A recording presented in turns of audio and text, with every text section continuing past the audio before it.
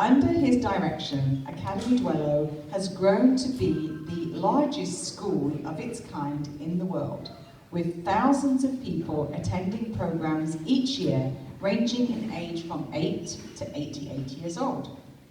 The programs at Academie Duello teach more than the technical aspects of martial and medieval arts. They also teach the social responsibility and integrity that go along with these arts, something that Devon refers to as a knightly virtues.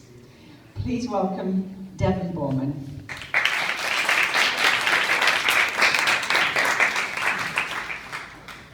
Hold on to it. Hello, everyone.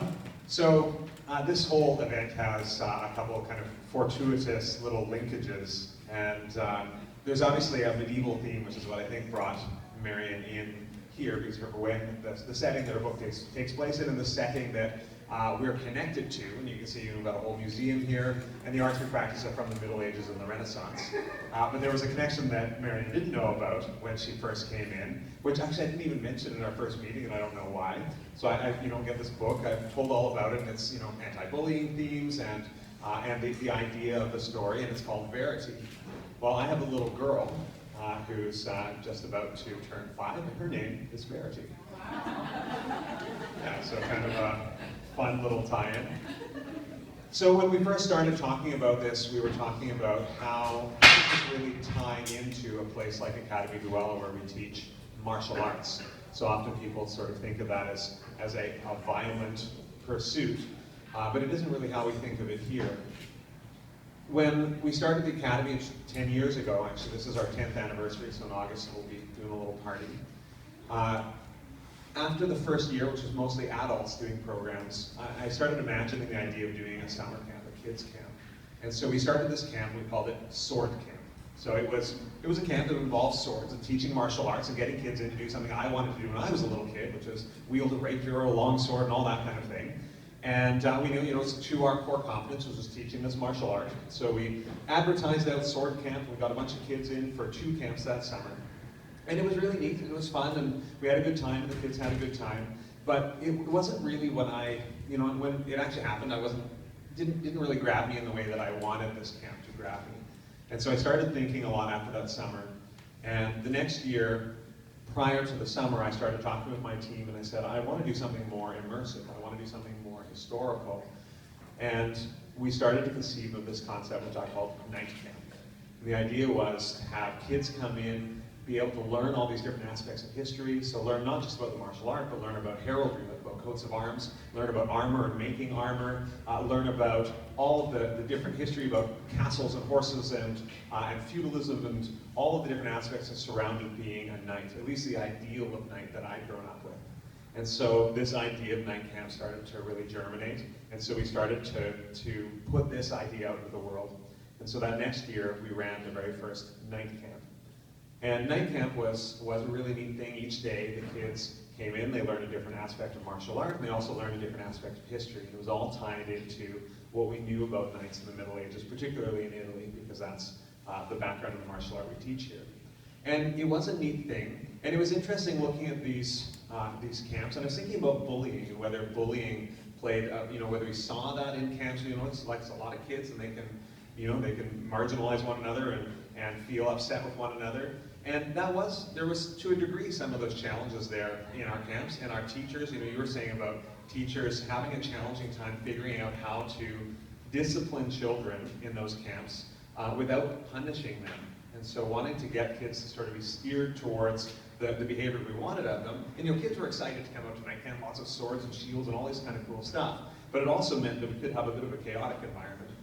And so in our first few weeks of camp, while we were struggling as teachers to kind of get the feeling we wanted of the camp, I started thinking a lot about knightly virtues. And virtues are something that have played, I do coaching as well, and virtues are something that played a role in the coaching that I did. And I was thinking really, virtues are something that were really epitomized within a lot of the writing about knights. And so I talked to our instructors and I said, instead of getting our kids to not do things, what if we gave them a model for things to do? What if we instead taught them about knightly virtues, and then every day we challenged them in some way to practice knightly virtues? And then we could in fact, we don't even need to be the judges. Let's have the kids be the judges of knightly virtue. Let's have them look to each other to see how they're doing with courage and humility and faith and valor and nobility. See if they can spot those things in each other, and then they're playing a much bigger role in the lesson. And so we created this idea where during the day, we would teach the kids a virtue at the beginning of the day. During the day, they would practice them while they were learning swordplay or heraldry or just being involved in the camp. And then they could award accolades to each other. So they could say, I award a virtue point to so-and-so for their practicing of charity because they helped me learn how to do this particular sword move. And so by doing that, we then tallied up these points, and we had a virtue circle at the end of the day where we would offer another opportunity to give those accolades. And then there was an award given, a chain that was given to the child who had achieved the most accolades that day.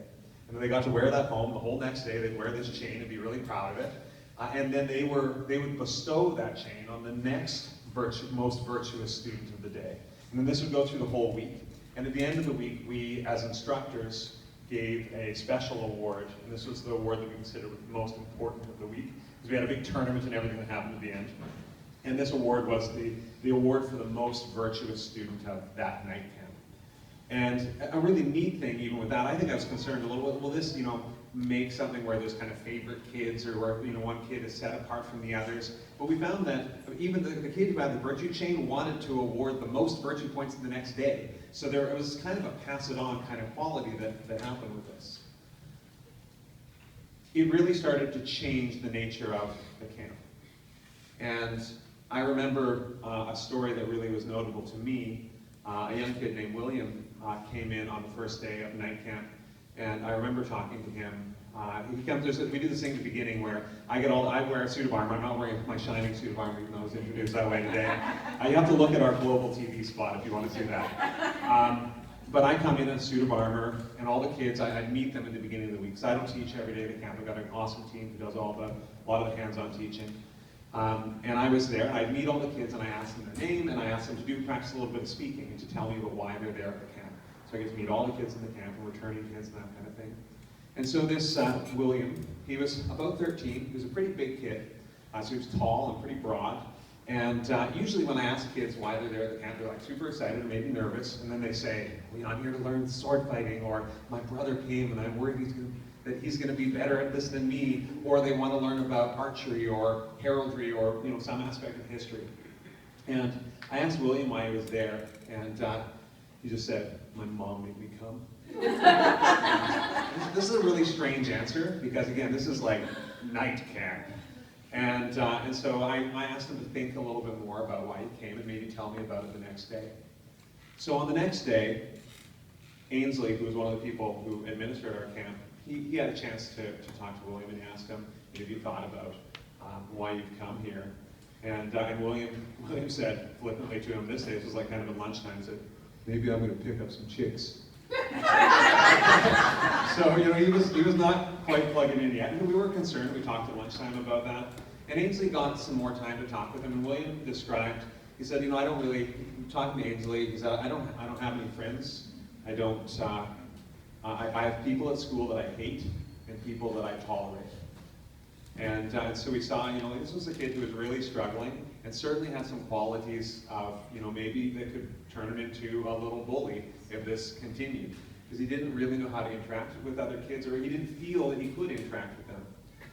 And we were kind of worried and didn't know whether he would really sort of plug into the camp or really sort of get on board with us. But that afternoon, something special started to happen. He was awarded a virtue point for charity, because he helped a kid who was having a hard time when we did sparring for the first time that day. So you get into armor and all this kind of stuff, and you get to practice. We used plastic swords or resin swords, but they still, was a little kid, and they just were really scared. And so we actually helped them out. He just sort of out of the blue just went and helped them sort of go through and face this little challenge, and that was really notable to that kid. And so he gave him a virtue point for charity, and another kid gave him a virtue point for nobility, meaning being your best self. And I think that started to have an impact on William, because the next day he was even a little bit more engaged, and he started actually doing more of these charitable things. And on that day we were practicing humility, and we were practicing integrity. So, being your truest self, acting in a way that was, good to others around him. And he started to really become like a mentor for a bunch of these little kids. And he was a big kid. There were these tiny kids in the class, and he started to really mentor them. And we just watched him really step up to what it meant to practice these virtues and do it in a meaningful way. And we tell stories, both the instructors, and we ask all the students to tell stories about knightly virtues at the beginning of each day. And he started sharing stories about what he felt knightly virtues could mean in our world now. And I remember on the Thursday, his mom came in and she grabbed me and said, "I've got to tell you this story. Last night, William was at home with me, and he was telling me excitedly a story about night camp. And he said, so Mom, my friend Evan and I were doing this." He goes, "Whoa, hang on a second. What did you just say?" It's like, "My friend Evan and I?" It's like, "That word you used, I haven't heard that. Friend." And so she came to thank me for William actually connecting with this idea of virtues, and that somehow bringing him towards friendship. And I remember on the last day of night camp, when we had all the kids in front of us, and we were giving them awards to go up to the next level. So you go from pages to squires to men and lady at arms and all that kind of thing. I remember having William in front of me, and he was like a kid transformed. He had started, he told me on Thursday that he was, one of the things he was afraid of, because he was so big, he was afraid that he would overpower people. So he didn't like to interact with them because he felt like he just took up too much space. And he started to become this kid who helped call other kids up, helped other kids be their most noble selves. And I remember giving him his award to the next level, and I talk about each kid, and I say, talk about what virtues I felt that they most practiced during that week, and I was crying because I felt that he really represented, even though it's not one of the virtues, he really represented love, and love as expressed through these knightly virtues. And it is, after that camp, we talked about, with my staff, I think that really changed even our view of what night camp was about. And I remember Roland, who had come on to head up our programs, he said to me, I don't see night camp as being sword camp anymore, or sword camp with virtues. He said it's virtue camp wrapped in swords. And that's a really special idea, and that's really how we think of night camp. And when I think about what I want to accomplish with this school, and what I want to be able to teach to young people, especially to help them with issues like bullying, and I thought you were talking about, let's help kids not become bullies. The idea of virtues is a very, very powerful idea. And I think teaching kids to not be bullies is challenging, because that's kind of creating some sort of vacuum. I think it's more powerful for us to give them things to aspire to be knights, to be virtuous people, to explore the idea of virtue and what that can mean in their life. Kids really take to these ideas. Adults do too. And so I encourage all of you to think about what it is to be a knight and what it is to be a virtuous one.